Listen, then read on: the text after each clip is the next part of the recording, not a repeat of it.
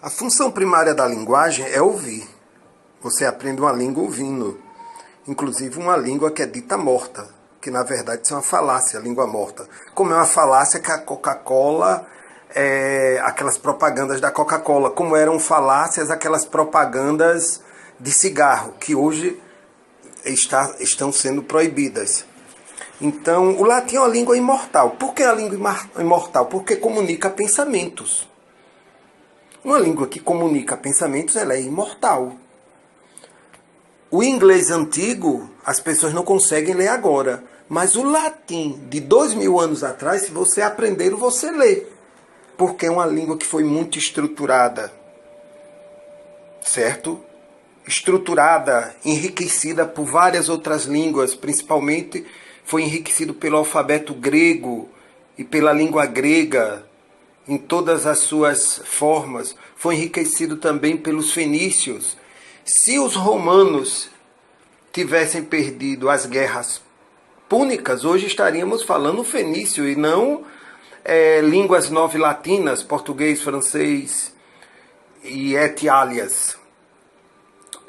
As guerras púnicas eram as guerras entre os fenícios e os romanos ganharam as três. Então, função primária da linguagem é você ouvir. Falar é outra função. Aristóteles dizia: "Nil intelecto, nisi prius insenso". Nada passa pela mente, a menos que primeiro entre pelos sentidos. Então, os nossos sentidos são as avenidas da alma. Quando você está lendo o latim, vocês percebem que vocês estão lendo da esquerda para a direita, se o texto está na sua frente. Quando você está lendo português e outras línguas novilatinas, ou próprio inglês, língua anglo-saxônica, mas enriquecida também pelo latim, você lê da direita para a esquerda a palavra. Ao você começar a ler o latim, você está fazendo coisas diferentes, você está aumentando a sua concentração. E o que é que acontece com isso? Toda vez que você faz algo fora da sua rotina, você ativa as células do hemisfério direito do cérebro. Tá ok? Eu vou fazer uma citação aqui do médico já falecido José Carlos Lobos Veras, autor do livro Lesão Cerebral, o Poder dos Pais no Tratamento dos Filhos. Ele dizia o seguinte: existem cerca de 10 a 12 bilhões de células funcionais, neurônios, no cérebro humano. Pesquisadores afirmam que o homem utiliza no máximo 10% dessas células, ou seja, 1 bilhão de neurônios. E para que serve o resto dos neurônios? Para que servem esses 9 bilhões de neurônios que não utilizamos?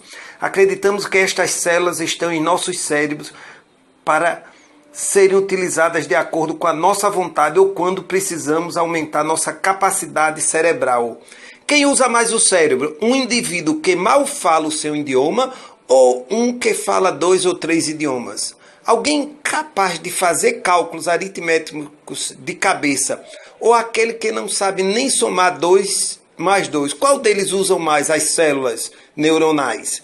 Quem sabe tocar um instrumento musical e cantarolar uma melodia ou quem não tem ritmo nem capacidade para tocar? Quem é que usa mais suas células neuronais?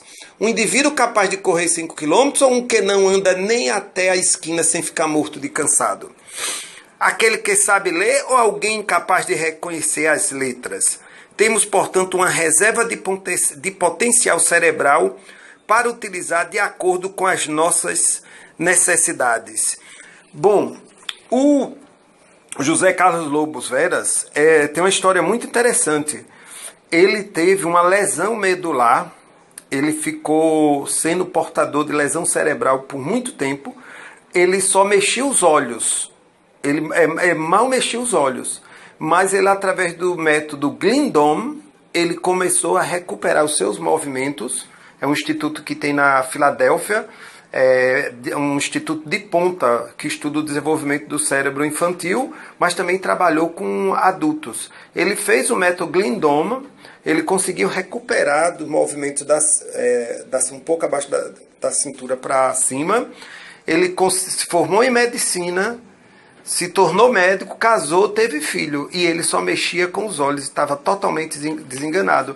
Ele conseguiu, através do método Glindon, acordar, despertar aquelas outras células latentes. Você viu o que ele disse? Nós temos 9 bilhões de células neuronais que não usamos. Então, quando você aprende o latim, você aumenta a sua concentração. É incrível isso. Só o fato de você estar olhando, você já está mudando. Lembre-se, cada olho, ele tem redes axônicas e dendríticas diferentes, por onde passam as trilhas nervosas do pensamento. Então, por si só, isso aí já é um grande exercício do latim. Bom, então eu disse, eu peço para que vocês leiam e escutem e não esqueçam do método de Aristóteles. Well began is half done, bem iniciado é metade feito. O princípio de Tomás de Aquino, que é um princípio também aristotélico. Ele dizia aos alunos que queriam alçar voos maiores muito rapidamente: não mergulhe no oceano que você se afoga, vá pelos riachos, pois se atinge o mais difícil pelo mais fácil. E eu vou repetir René Descartes, que estudou com o método jesuíta, a ratio studiorum, é a razão dos estudos. É a pessoa que conhece o método jesuíta, todos sabem que em termos de educação, os jesuítas são calcados totalmente em Aristóteles. E Descartes, ele dizia, no seu livro Discurso de la Méthode, Discurso do Método,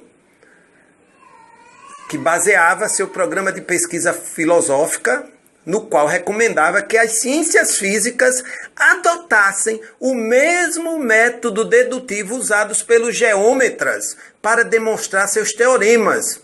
Lembre-se, como é parecido com Tomás de Aquino e Aristóteles. Partir das verdades mais simples e evidentes e encadeá-las até alcançar raciocínios mais complexos. Certo? Se nós conhecermos a obra de Tomás de Aquino, nós vamos pensar, vai correlacionar se atinge o mais difícil pelo mais fácil. E se você voltar para Aristóteles, bem iniciado é metade feito. Então, repito Descartes, para o aprendizado, partir das verdades mais simples e evidentes e encadeá-las até alcançar raciocínio mais complexo. E isso serve para o nosso aprendizado no latim, qualquer idioma ou qualquer matéria que nós queiramos dominá-la.